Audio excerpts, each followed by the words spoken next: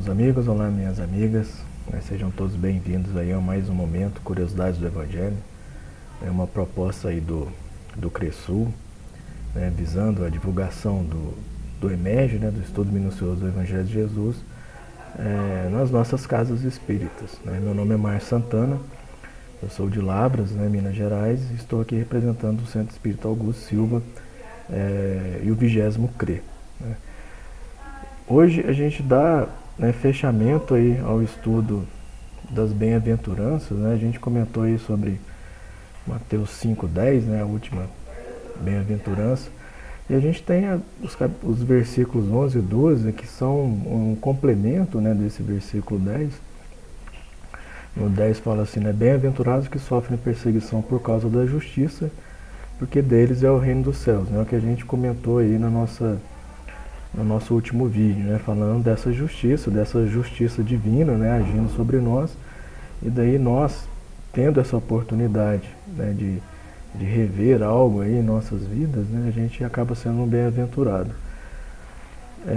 E no 11 ele fala, bem-aventurados sois vós quando vos injuriarem e perseguirem, e mentindo disserem todo o mal contra vós por minha causa. No 12, exultai e alegrai-vos, porque é grande o vosso galardão nos céus, porque assim perseguiram os profetas que foram antes de vós. Então ele meio que dá sequência a essa ideia do versículo 10, falando dessa perseguição por causa dele, por causa dos seus ensinamentos. E daí no Evangelho segundo o Espiritismo tem uma passagem que é muito interessante, que está lá no capítulo 33, no item 51, que vai falar, ali é o capítulo que fala das preces, e depois fala das preces pelos inimigos do Espiritismo, e daí ele acaba comentando esses 3 versículos. Então é interessante ver essa ligação dos versículos 10, 11 e 12, nos estudos que a gente acaba encontrando por aí. E lá, no Evangelho segundo o Espiritismo, ele fala assim, a perseguição é o batismo de toda ideia nova, grande e justa, e cresce com a magnitude e a importância da ideia. Então ele está falando que toda ideia nova que surge, grande e justa, ou seja, uma boa ideia, algo grandioso, ele sempre vai ter uma perseguição, ou seja, e ele fala que isso é o batismo. Então assim, é natural que isso aconteça realmente. Aí o Kardec continuou, o furor e o desabrimento, o rigor dos seus inimigos são proporcionais ao temor que ela lhes inspira. Olha que interessante. Então esse temor que chega, essa mudança que acaba chegando, ele provoca esse furor. E quanto maior o temor, maior o furor com que os inimigos estarão atacando essas novas ideias. Aí ele coloca, tal a razão porque o cristianismo foi perseguido outrora e porque o espiritismo o é hoje. Com a diferença, todavia, de que aquele o foi pelos pagãos, enquanto que o segundo é pelos cristãos.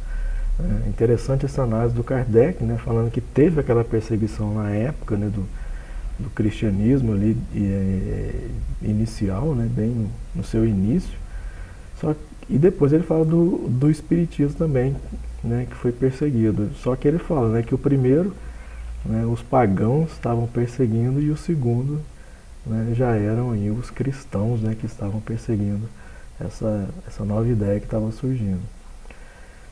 Ele fala assim, passou o tempo das perseguições sangrentas, é exato. Contudo, se já não matam o corpo, torturam a alma, atacam até os seus mais últimos sentimentos, nas suas mais caras afeições. Lança-se a desunião das famílias, excita-se a mãe contra a filha, a mulher contra o marido, investem-se mesmo contra o corpo, agravando-lhe as necessidades materiais, tirando-lhe o ganha-pão, para reduzir pela fome o crente.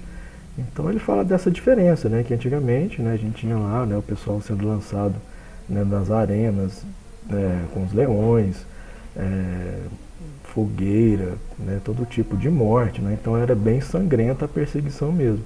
né, que nos dias atuais já não tem tanta essa violência, né, já não tem essa violência, né, propriamente dita, mas existe uma violência que ataca os sentimentos, né, que de uma forma ou outra acaba também, né, ferindo aí essa nova ideia, né.